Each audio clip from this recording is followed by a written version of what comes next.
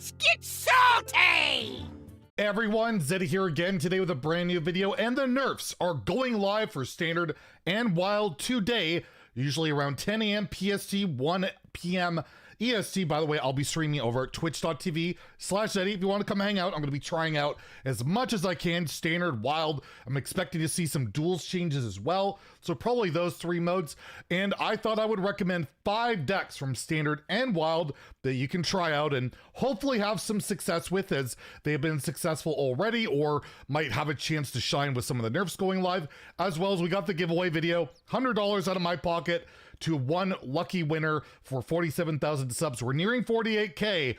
So enter that giveaway video by commenting on the video, subscribe to the channel. When we hit 48,000 subscribers, there's going to be an even bigger giveaway. So what are the 5 decks for Standard I would recommend? And well, right out the gate, we have a deck that's arguably the best in the game and is not even being nerfed or addressed in this latest balance patch, and that is Aggro Demon Hunter. I guess technically it's being nerfed. Pufferfist will be a 3/3 by the time the nerfs go live, but overall this is a very good aggressive deck that is really carried by multi-strike. This card is incredible. It allows you to push damage on a minion as well as go face. You can combine it with the Dread Prison Glaive for an insane amount of burst damage. You have Lady Astheno in here as well, which coupled with cards like Fell Barrage or Predation can push insane board damage or face damage. And of course you have Drekthar as your high roll, which can allow you to cheat out whatever early minions, just get an insane board swing, and your hero card Inkurtress Demon Render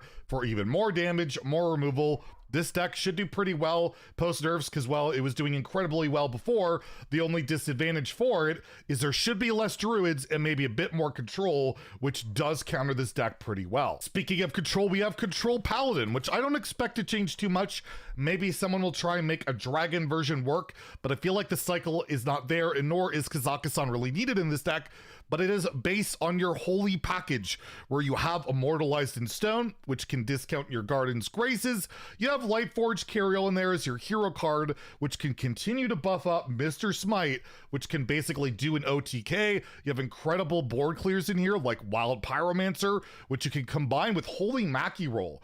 Can be a just overdo bunch of loops of damage, as well as, of course, you have a quality Wild Pyro for a good clear, and a new legendary here that everybody has, Blade Master Okani for disruption, as well as Queen Ajara, just a really cool value card.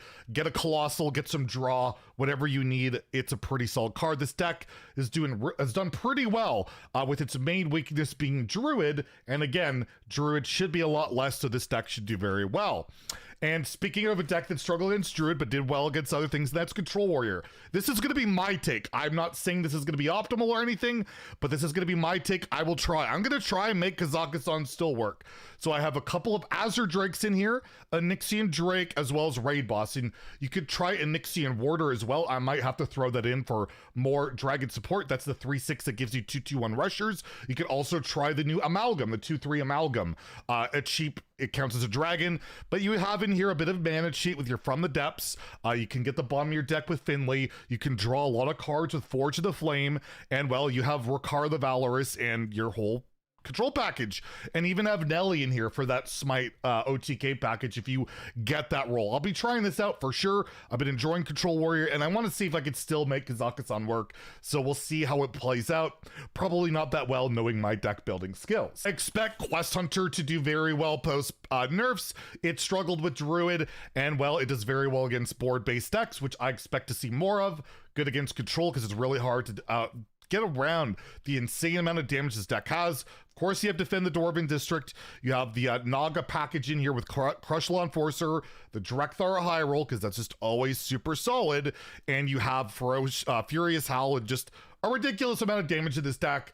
And there's probably other variants you could try out, but this is the one I saw that has had success just before the nerfs and all of that. So you might want to give this a go if you're looking to smart people down with some Quest Hunter. And the last Standard deck, a bit more of a reach. I don't expect this deck to be incredibly good, but it's a lot of fun to play. And that is Naga Mage, where you basically cheat a lot of mana with Spite Lash Siren. You can go infinite with Ignite. You can get some cool shenanigans with Queen Ajara. You have your school teachers in here, and you can double up on spells with like Savara. You can even Zola, let's say a Queen Najara, and get some ridiculous value, whatever you want. This deck was taken a rank 1 legend recently, but by pretty good players, and the numbers don't reflect it's a strong deck, but it's a fun one, so I gotta throw it out there. Next, we're heading into Wild, where Kael'thas has been nerfed, thankfully. Switcheroo is banned, and I will recommend, I think this will be one of the strongest decks, if not the strongest deck.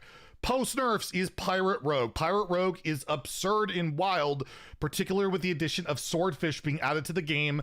It's a 3-mana, effectively 4/3 weapon that cheats out Dread Corsairs immediately. You can tutor it with your Cavern Shiny Finder. You have Secret Passage. You got all the broken rogue stuff that doesn't really exist in Standard, plus the insane pirate package, Smite, Lotheb. You can play Smothering Starfish for those pesky free shamans, which I expect to see return. This deck, I think, will be one of the best aggro decks in the entire format once their nerfs go live. It's already performing pretty well. Despite Kael'thas, despite Switcheroo and all of that, I think it should shine pretty well. We have Mech Mage, another solid mech deck that's done very well. The mech decks have a lot more validity in Wild because you have cards like Mech Warper, like Galvanizer, like Book of Specters, which can rip through your deck. Then you just slam C4 Gateway and play 0-mana Mecha Sharks and do disgusting things. And even Gaia the Tectonic, which is 8 mana, you can get out for like 4 or 5 mana. It's not that difficult. So you're looking for a mech deck in a mech-based expansion. Well, Mech Mage and Wild will probably do a pretty good job, and I'll throw in another mech deck in Mech Paladin, similar style of deal because, well, Mech Warper and Galvanizer are broken. However, your draw package here is Radar Detector, and instead of trying to kill your opponent with damage with a Mecha Shark, you're trying to stick like a flying machine and attach like a war gear to it, a menace, all those type of cards. Just buff it up and smash your opponent. You can even tutor out your Radar Protector with a Stone Earth Vindicator. Solid deck, very aggressive. You just play quick games, get out. Instead of just aggro strategies in Wild, I got a couple more fun strategies. Reno Paladin has been good right before the expansion came out, and now that the meta should be a bit more normalized, I think it can do very well with new cards in here like Sir Finley Sea Guy to kind of give you a fresh new hand in a deck that can get rather clunky. And of course, the Leviathan, the incredible Colossal for Paladin, just fits into the shell very well. But of course, it's kind of carried by, you know, Lightforge Cariel, Reno Jackson. You have Nozdormu the Timeless to give you a bunch of mana. And while this is one very expensive deck, so don't go out of your way to trying to craft this thing. It's like a million legendaries, but if you happen to have a lot of these cards, it's a fun deck. It can do well, and it's rather expensive. And the last deck I'll recommend because, well, people like to Mechathune. People like to get their Mechathune on, and well, Druid, this deck's not being nerfed by any of the cards that have been nerfed. You have the new Aquatic form in here to try and tutor out a specific card from the bottom of your deck, effectively 0-mana draw card, but this was based off a Lady Anacondra Celestial Alignment build, and you even have Pride Seeker in here, where you try and cheat a Nourish out after you alignment. Get that going on. No Oaken Summons package. This is an ambitious list. I'm going to throw that out there. Might not have a lot of success, but it is a Mechathune shell where you play alignment, you shuffle through your deck, and then you play Mechathune, you play Poison Seeds, you win the game. Try and have some success with it, but you're probably more likely to do well with like a regular Cthulhu Druid, the Dark Moon Fair Druid, but I thought I'd throw something a little bit more spicy out there. So there are 10 decks from Standard and Wild that you can have some success with. Again, I wouldn't craft anything right out the gate, see how things play out, but these decks have been tried, tested, and true. I've had some success, and well, I'll probably be trying a bunch of them on stream today, so come hang out. And if you enjoy the video, please like and subscribe. Have a great day, and stay salty, my friends.